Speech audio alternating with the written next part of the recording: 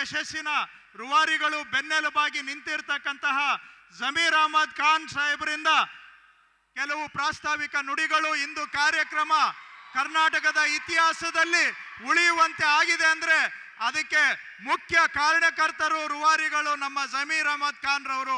ಅವರು ತಮಗೆ 2 ನುಡಿಗಳನ್ನು ಆಡ್ತಾರೆ. ಎಲ್ಲರಿಗೂ ನನ್ನ ನಮಸ್ಕಾರಗಳು. ಜೈ ಹಿಂದ್, ಜೈ ಭೀಮ್, ಜೈ ಭೀಮ್. ಸ್ವಲ್ಪ ಜೋರಾಗಿ ಧ್ವನಿಯಲ್ಲಿ ಜೈ ಭೀಮ್ ಹೇಳಿ ಸರ್. ಇವತ್ತು ಬಾಬಾ ಸಾಹೇಬ್ ಅಂಬೇಡ್ಕರ್ ಅವರು ಸಂವಿಧಾನ ಕೊಟ್ಟಿಲ್ಲ. ತಮಗೆಲ್ಲ ಗೊತ್ತಿದ್ದಂಗೆ 2014 BJP ಸರ್ಕಾರ ಬಂದಾದಮೇಲೆ ನಮ್ಮ ರಾಜ್ಯದವರೇ ಒಂದು ಕೇಂದ್ರದಲ್ಲಿ ಮಂತ್ರಿ ಆಗಿದ್ರು. ಅವ್ರು ಏನಂದ್ರು, ನಾವು BJP ಸರ್ಕಾರ ಬಂದಿರೋದೇ ಸಂವಿಧಾನ ತೆಗಿಯೋಕ್ಕಂತ.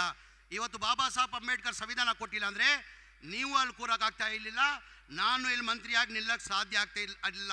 ಬಾಬಾ ಸಾಹೇಬ್ ಅಂಬೇಡ್ಕರ್ ಸಂವಿಧಾನ ಕೊಟ್ಟಿದ್ದ ಕಾರಣಕ್ಕೆ ನೀವು ಅಲ್ಲಿ ಕೂತಿದ್ದೀರಾ, ನಾನು ಇಲ್ಲಿ ನಿಂತಿದ್ದೀನಿ. ಹಾಗಾಗಿ ನಮ್ಮ ಕರ್ತವ್ಯ ಆಗ್ತಾ ತಾನೆ ಜೋರಾಗಿ ಜೈ ಭೀಮ್ ಹೇಳೋದು. ನನ್ನ ಜೊತೆ ಜೋರಾಗಿ ಜೈ ಭೀಮ್ ಹೇಳಬೇಕು.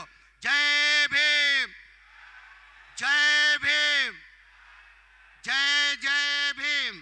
ವೇದಿಕೆ ಮೇಲೆ ಆಸೀನಿರುವ ನಮ್ಮ ನಾಯಕರಾದಂಥ ರಾಹುಲ್ ಗಾಂಧೀಜಿಯವರೇ, ನಮ್ಮ ನಾಯಕರು ACC ಅಧ್ಯಕ್ಷ ಆದಂಥ ಮಲ್ಲಿಕಾರ್ಜುನ ಖರ್ಗೆ ಸಾಹೇಬ್ರೆ, ನಮ್ಮ ರಾಜ್ಯದ ಮುಖ್ಯಮಂತ್ರಿಗಳಾದಂಥ ಮಾನ್ಯ ಸಿದ್ದರಾಮಯ್ಯಜಿಯವರೇ, ನಮ್ಮ AICC ಅಧ್ಯಕ್ಷ ಆದಂಥ ರಣದೀಪ್ ಸುರ್ಜೇವಾಲಾಜಿ ಅವರೇ, ನಮ್ಮ KPCC ಅಧ್ಯಕ್ಷರು ಉಪಮುಖ್ಯಮಂತ್ರಿಗಳಾದಂಥ DK ಶಿವಕುಮಾರ್ ಅವರೇ, ನನ್ನ ಆತ್ಮೀಯರು ಸಚಿವರಾದಂಥ ಕೃಷ್ಣ ಬೈರೇಗೌಡ್ರೆ, ವೇದಿಕೆ ಮೇಲೆ ಆಸೀನಿರುವ ಎಲ್ಲ ಸಚಿವರು ಹಾಗೂ ನಮ್ಮ ಪಕ್ಷದ ಮುಖಂಡರು, ಇಲ್ಲಿದ್ದಂಥ ಎಲ್ಲರೂ ಆತ್ಮೀಯರು.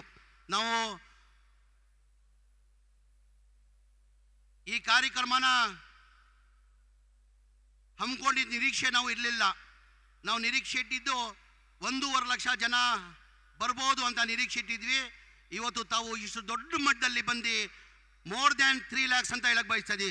3 ಲಕ್ಷದಿಂದ ಹೆಚ್ಚಾಗಿ ಇವತ್ತು ಜನ ಬಂದು ಈ ಕಾರ್ಯಕ್ರಮ ತಾವು ಯಶಸ್ವಿ ಮಾಡಿದ್ದೀರಾ. ತಮಗೆ ಕೈ ಜೋಡಿಸಿ ನಾನು ದೊಡ್ಡ ನಮಸ್ಕಾರ ಇಲ್ಲಿಂದನೇ ಮಾಡೋಕ್ಕೆ ಬಯಸ್ತಾ ಇದ್ದೀನಿ. ಹಾಗಾಗಿ ನಾನು ಹೆಚ್ಚಾಗಿ ಮಾತಾಡೋಕ್ಕೆ ಹೋಗಲ್ಲ. ತಾವು ಭಾಳ ಖಾತ್ರಿಯಿಂದ ನಮ್ಮ ಮುಖ್ಯಮಂತ್ರಿಗಳದು ರಾಹುಲ್ ಗಾಂಧೀಜಿಯವರು ಮಲ್ಲಿಕಾರ್ಜುನ ಖಾಯಬ್ರದು ಮಾತುಕೊಳ್ಳೋಕೆ ತಾವು ಕಾಯ್ತಾ ಇದ್ದೀರಾ. ಹಾಗಾಗಿ ನಾನು ಮುಖ್ಯಮಂತ್ರಿಗಳದು ಮನವಿ ಇಷ್ಟೇ ಮಾಡ್ಕೊಳ್ಳೋದು, ನಮ್ಮ ಜನಗಳು, ನಮ್ಮ ಜಿಲ್ಲೆ ಬೇಡಿಕೆ ಜನಗಳದ್ದು ಇರೋದು ಸರ್, ನಮ್ಮ ಒಂದು DC ಕಚೇರಿ ಆಫೀಸ್ ಆಗಬೇಕು 100 ಕೋಟಿ ವೆಚ್ಚದಲ್ಲಂತ ಒಂದಿದೆ. ತಾವು ಸೂಚನೆಯನ್ನು ಕೊಟ್ಟಿದ್ದೀರಾ. ನಾನು ಬರೋ ತಿಂಗಳಲ್ಲಿ ಬರ್ತೀನಿ. ಬರೋ ತಿಂಗಳಲ್ಲಿ ಆ ಗುದ್ಲಿ ಪೂಜೆನ ಮಾಡುವಂತ ಹೇಳಿದ್ದೀರಾ. ಅದ್ರ ಜೊತೆಯಲ್ಲಿ 250 ಬೆಡ್ದು ಹಾಸ್ಪಿಟಲ್ದು ಇಕ್ವಿಪ್ಮೆಂಟ್ಸ್ಗೆ 40 ಕೋಟಿ ಬೇಕಾಗ್ತದೆ, ಅದು ನಾನು ಕೊಡ್ತೀನಿ. ಅದು ಗುದ್ಲಿ ಪೂಜೆ, ಅದು ಇನಾಗ್ರೇಷನ್ ಕಾರ್ಯಕ್ರಮನ ಇಕ್ಕು ಅಂತ ಹೇಳಿದ್ದೀರಾ. ಅದು ಅಂತ ತಾವು ಸೂಚನೆ ಕೊಟ್ಟಿದ್ದೀರಾ. ನಿಮಗೆ ನಮ್ಮ ಜನ ಪರವಾಗಿ ನಿಮಗೆ ಧನ್ಯವಾದಗಳು ಸಲ್ಲಿಸ್ತೀನಿ. ಅದ್ರ ಜೊತೆಯಲ್ಲಿ ಎಲ್ಲರಿಗಿಂತ ಹೆಚ್ಚಾಗಿ ನಮಗಿರೋದು ಇಲ್ಲಿ ಗೇಟ್ 19 ತಮಗೆಲ್ಲ ಗೊತ್ತೇ ಇದೆ. ಹೋದ ವರ್ಷದಲ್ಲಿ 19 ಗೇಟ್ ಚೈನ್ ಲಿಂಕ್ ಕಟ್ಟಾಗ್ಬಿಟ್ಟು ದೊಡ್ಡ ಅನಾಹುತ ಈ ಜಿಲ್ಲೆಗೆ ಆಗಬೇಕಾಗಿತ್ತು. ಮನೆಯ ಮುಖ್ಯಮಂತ್ರಿಗಳು, ಮನೆಯ ಮುಖ್ಯಮಂತ್ರಿಗಳಿಂದ ಆ ಎಮರ್ಜೆನ್ಸಿ ಗೇಟ್ ಹಾಕಿದ್ದು ತಮಗೆಲ್ಲ ಗೊತ್ತಾಗಿದೆ. ನಾನು ಇಷ್ಟೇ ಒಂದು ರಿಕ್ವೆಸ್ಟ್ ಮಾಡ್ಕೊಳ್ಳೋದು, ದಯಮಾಡಿ ಆ ಗೇಟನ್ನು ಆದಷ್ಟು ಬೇಗ ಪರ್ಮನೆಂಟ್ ಮಾಡಬೇಕಂತ ಮನೆ ಮುಖ್ಯಮಂತ್ರಿಗಳು ಕೇಳ್ಕೊತೀನಿ. ಅದ್ರ ಜೊತೆಯಲ್ಲಿ ನಾನು ಹೆಚ್ಚಾಗಿ ನಾನು ಮಾತಾಡೋಕ್ಕೆ ಹೋಗಲ್ಲ. ಅದ್ರ ಜೊತೆಯಲ್ಲಿ ಭಾಳಷ್ಟು ಜನದ್ದು ಬೇಡಿಕೆಯಲ್ಲಿ, ರೈತರದ್ದು ಬೇಡಿಕೆ ಇರೋದು ಇಲ್ಲಿ ಶುಗರ್ ಫ್ಯಾಕ್ಟ್ರಿ ಆಗಬೇಕಂತ ಮನೆ ಮುಖ್ಯಮಂತ್ರಿಗಳು ಸೂಚನೆ ಕೊಟ್ಟಿದ್ದಾರೆ.